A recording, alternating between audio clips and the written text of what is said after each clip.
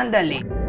Hola, buenos días, tardes o noches. Mi nombre es Carlos Sandoval y esto es Doctor Semestroso. Hola a todos, espero que se encuentren muy bien. Continuamos con la segunda parte del video, así que seguimos con la protección del cuerpo. La protección del cuerpo, que obviamente contribuye a la homeostasis, se realiza a partir del sistema inmunitario y el tegumentario, donde el sistema inmunitario está compuesto por los glóbulos blancos, células tisulares derivadas de los glóbulos blancos, los nódulos linfáticos, los vasos linfáticos y el timo, que protegen al cuerpo de bacterias, parásitos, hongos y virus, a través de procesos como lo es la fagocitosis o linfocitos especializados o proteínas especializadas como lo son los anticuerpos. Luego tenemos el sistema tegumentario. Aquí la piel junto con sus anexos como lo son el cabello y las uñas cubren, amortiguan y protegen los tejidos internos y los órganos del cuerpo humano. La piel funciona como una barrera entre el medio interno y el exterior y también contribuye a regularizar la temperatura y a excretar sustancias. Es importante saber que la piel comprende entre el 12 y el 15% del peso corporal. Continuamos entonces con los sistemas de control del organismo. El cuerpo humano tiene miles de sistemas de control y estos pueden actuar en un órgano para controlar sus componentes o a través de todo el organismo para controlar las interrelaciones que pueden existir entre los órganos, como es la interrelación del hígado y el páncreas para controlar los niveles de glucosa en el líquido extracelular. ¿Qué ejemplos podemos dar de los sistemas de control? Bueno, tenemos el ejemplo de las concentraciones de oxígeno y dióxido de carbono y de la regulación de la presión arterial. Esos ejemplos se verán con más detalle en los capítulos posteriores, mas sin embargo es importante mencionarlos en este momento para que se comprenda el mecanismo de acción de un sistema de control. Primeramente, la concentración de oxígeno. Este sistema depende totalmente de la hemoglobina, es decir, en el momento en el que la hemoglobina capta el oxígeno en los pulmones y el flujo sanguíneo se dirige hacia el tejido, cuando pasa por los capilares, la hemoglobina decide si liberar o no el oxígeno, y esto depende totalmente de las concentraciones de oxígeno en el tejido. Es decir, si hay una concentración alta de oxígeno en el tejido, la hemoglobina no libera el oxígeno, pero si hay una concentración baja, la hemoglobina lo libera. Y este mecanismo o este sistema se denomina función amortiguadora del oxígeno de la hemoglobina, por lo que este sistema depende totalmente de la hemoglobina. Para la concentración de dióxido de carbono es totalmente diferente. Aquí las altas concentraciones de dióxido de carbono en el líquido extracelular estimulan el centro respiratorio, lo que causa una hiperventilación, o sea, un aumento de la rapidez y profundidad con la que se está respirando. Y esto hace que disminuyan los niveles de concentración de dióxido de carbono en el líquido extracelular hasta niveles normales. Luego tenemos la regulación de la presión arterial. Si bien hay muchos mecanismos que pueden regular la presión arterial, uno de ellos es el sistema de los vasoreceptores, en el cual estos consiste en receptores que se encuentran principalmente en la bifurcación de las arterias carótidas y en el callado aórtico. Estos receptores son estimulados cuando la pared arterial se estira, de tal manera que en un aumento de la presión arterial, el receptor se estimula y a través del nervio de Hering lleva impulsos hacia el centro vasomotor, lo que causa que éste se inhiba, y los impulsos que van desde el centro vasomotor hacia el corazón a través de los nervios simpáticos se ven reducidos, lo que disminuye la función de bomba cardíaca del corazón. De esta manera, junto con una vasodilatación causada también por la estimulación de los vasoreceptores, se regula la presión arterial, reduciéndola hasta niveles normales.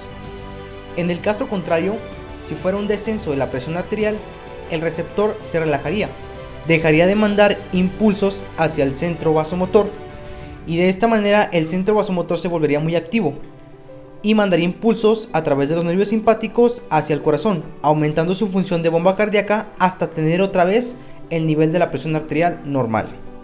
Obviamente la estimulación de los nervios simpáticos va a causar también una vasoconstricción, contrario a la vasodilatación, o sea que va a haber una constricción de los vasos sanguíneos periféricos para que la presión arterial aumente. De esta manera, entre el aumento de la frecuencia cardíaca, la fuerza de contracción y la vasoconstricción, la presión arterial vuelve a valores normales.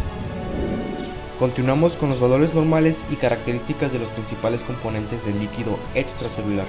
Como podemos observar en la tabla, estos componentes, así como las características del líquido extracelular, se encuentran en un valor normal, un intervalo normal y un límite no mortal aproximado a corto plazo.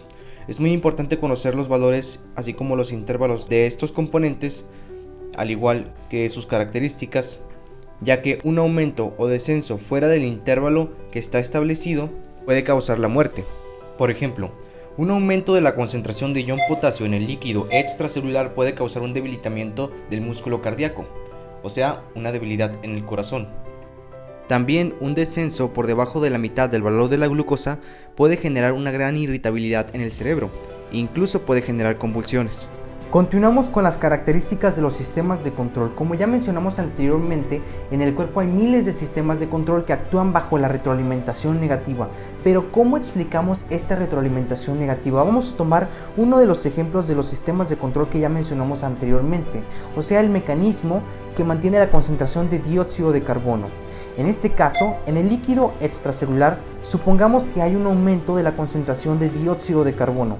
Este aumento da lugar a una estimulación del centro respiratorio, como ya lo mencionamos, mas sin embargo vamos a ponerlo como sistema de control, como que actúa el sistema de control, ¿sí?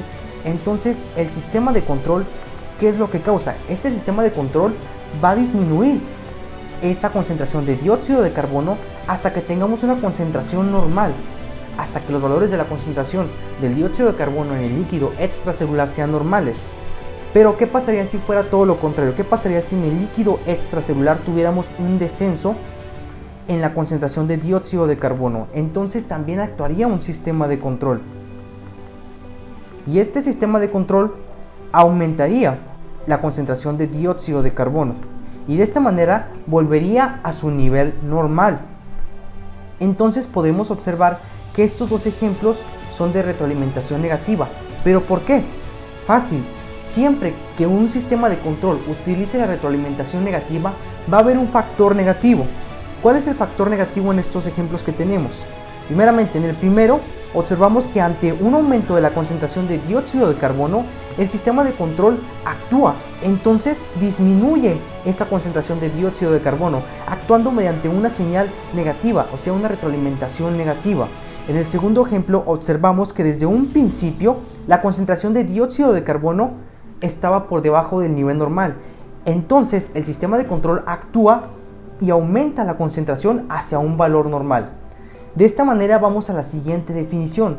Si un factor se vuelve excesivo o deficiente, un sistema de control inicia una retroalimentación negativa que devuelve el factor a su valor normal. Es decir, que aunque en este ejemplo nosotros tengamos un aumento de la concentración de dióxido de carbono dada por el sistema de control, se actuó principalmente ante una señal negativa. Es decir, que siempre que haya una señal o un factor negativo, existirá la retroalimentación negativa en ese sistema de control. Entonces, la retroalimentación negativa permite el regreso de ese equilibrio, de ese valor normal, que en este caso es el dióxido de carbono, hacia concentraciones normales en el líquido extracelular. Seguimos entonces con otra característica de los sistemas de control, lo cual es denominada ganancia del sistema de control. Esta ganancia es el grado de eficacia que tiene un sistema de control para actuar ante un desequilibrio, ¿sí? Entonces, tomemos el siguiente ejemplo. El ejemplo del sistema de los vasoreceptores para poder mantener la presión arterial en un rango normal, ¿sí? Ponemos como ejemplo que a una persona la cual no tiene su sistema de vasoreceptores funcionante, ante una transfusión sanguínea, un gran volumen de sangre que se le transfunda, su presión va a aumentar de manera súbita hasta 175 milímetros de mercurio. Es decir, que aquí no hay una eficacia, no hay una ganancia, porque el sistema no está funcionando. Mas sin embargo, a una persona normal que se le transfunda la misma cantidad de sangre, el mismo volumen, la presión no va a aumentar tanto. Mas sin embargo, podemos observar que hay un ligero error, pero el sistema de vasoreceptores actuó de tal manera que mantuvo o mantiene esa presión arterial hasta valores casi normales. Entonces, aquí sí hay una ganancia, aquí sí hay una corrección. Vamos entonces a la siguiente fórmula, donde calculamos la ganancia, la eficacia de un sistema de control utilizando la retroalimentación negativa, donde tenemos una corrección y un error.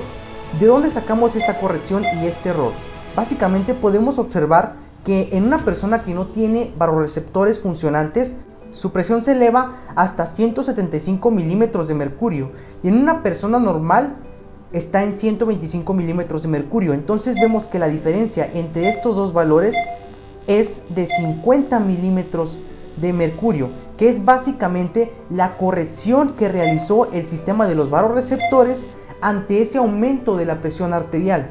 Pero como podemos observar en el valor de la presión arterial de una persona normal, hay 25 milímetros de mercurio que aún están fuera de rango, es decir, el sistema de control no tuvo una eficacia del 100%, entonces a esto lo denominamos error.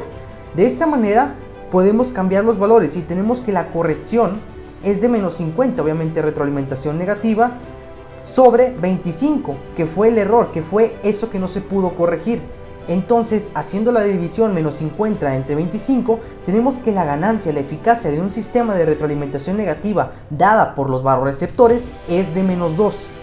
De esta manera podemos ver cómo funciona un sistema de control y cuál es su ganancia y cómo podemos obtener la ganancia.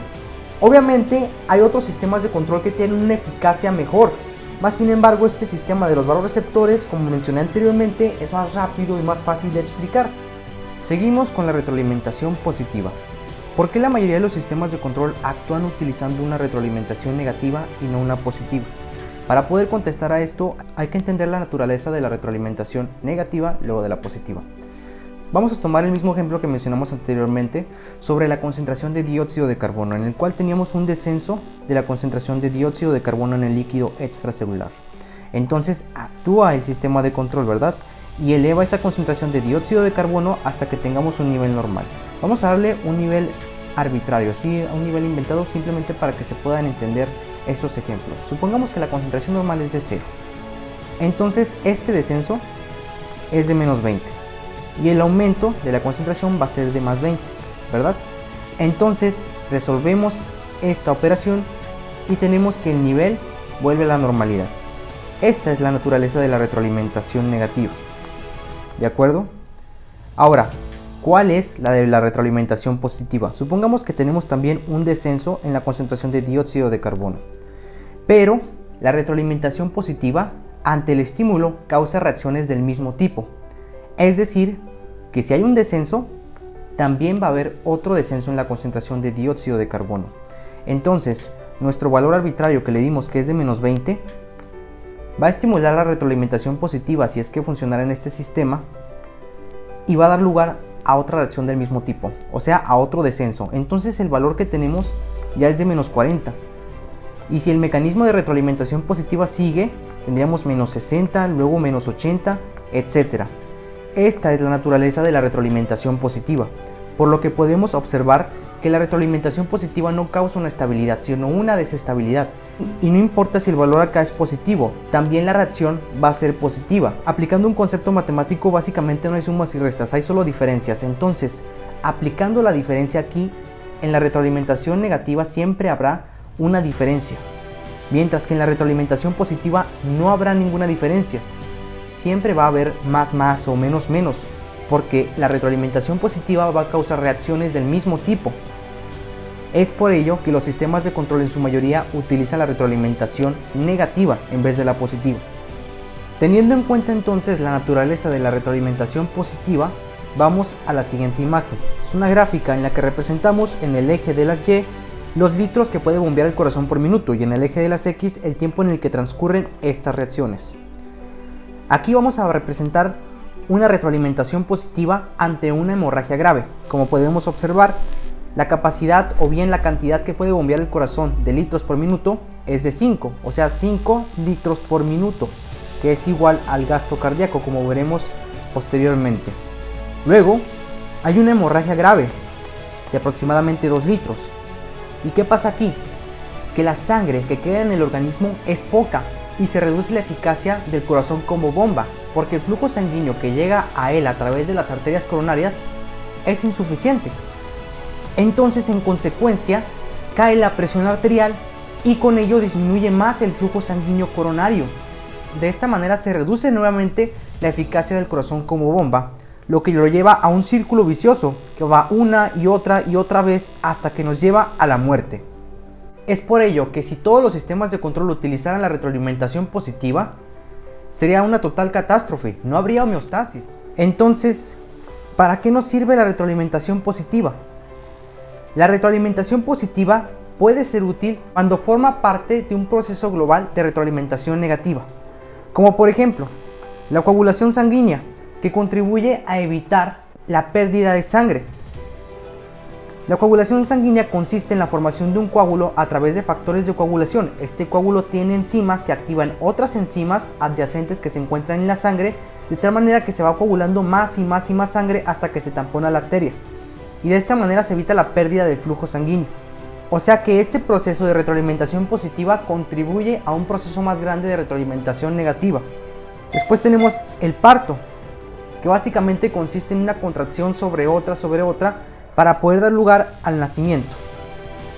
Y finalmente el potencial de acción, que es parte de la transmisión de impulsos nerviosos, ya que este se da a través de una membrana con una entrada de iones de sodio, y cuando estos superan un umbral se empiezan a abrir más canales que dejan entrar más sodio aún, por lo que es un mecanismo de retroalimentación positivo que contribuye a una retroalimentación negativa. ¿Cómo? Pues básicamente los impulsos nerviosos, los mecanismos nerviosos, contribuyen a mecanismos de sistemas de control de retroalimentación negativa. Suscríbete y comparte si te ha gustado el video. Te dejo un resumen del capítulo en la descripción y si tienes alguna duda, házmela saber en los comentarios. Hasta la próxima.